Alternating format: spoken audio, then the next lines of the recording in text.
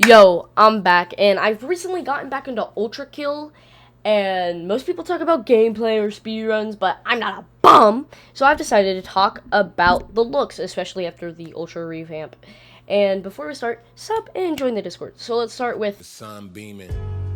Y'all ready? So if you haven't noticed, Greed is a desert, except for the sand is actually gold dust and the statues around the area.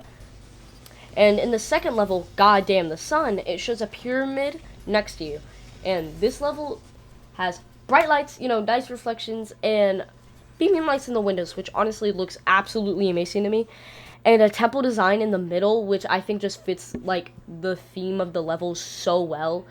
Personally, like, better than most other levels. And in the fourth level, which I'm not going to try to pronounce, you're in a dark area. And turning left, you see with, like, light reflecting in sand. After V2's first phase, you fall down the pyramid, which you spent, like, probably almost an hour getting to while playing the entire layer. And then you go down. They crushed. The song now fading to a long synth after they die.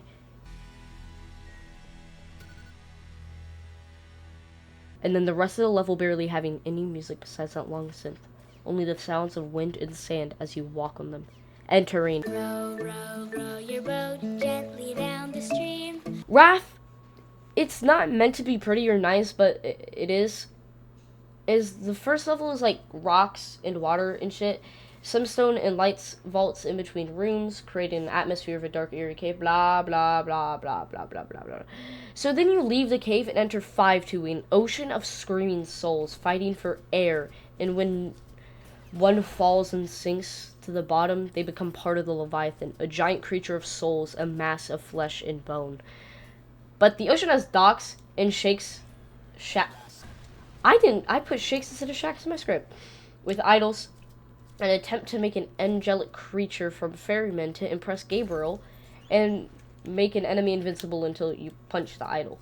Then after leaving a shack and placing the skull down,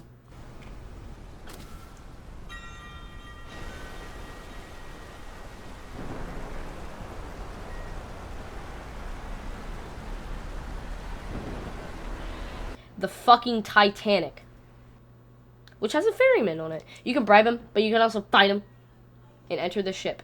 And now you're in a ship of fools. Please don't leave. But now you're fighting through a ship with enemies. Crazy. And then you get the rocket launcher. I know.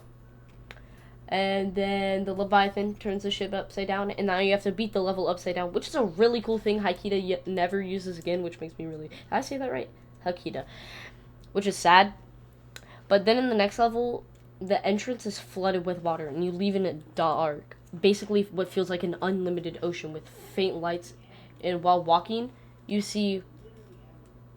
That's not scary, Then you go up and you see a broken ship. You step on it, then the Leviathan raises, rain falling, and the thunder coming down as you fight a massive flesh and bone. After it dies, it shows an entrance to the final place I'm going to talk about.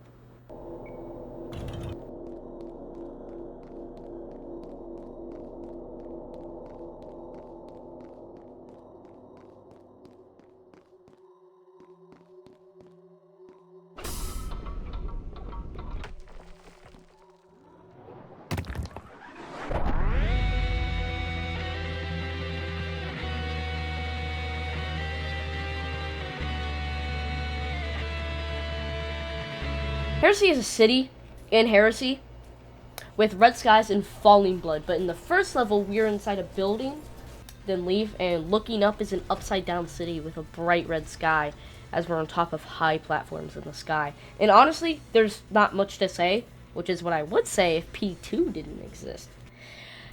We walk around a dark and blood red city with the same blood falling, but I feel like the visuals lack since we're fighting the fucking goddamn U.S. military and Israel government together. Together?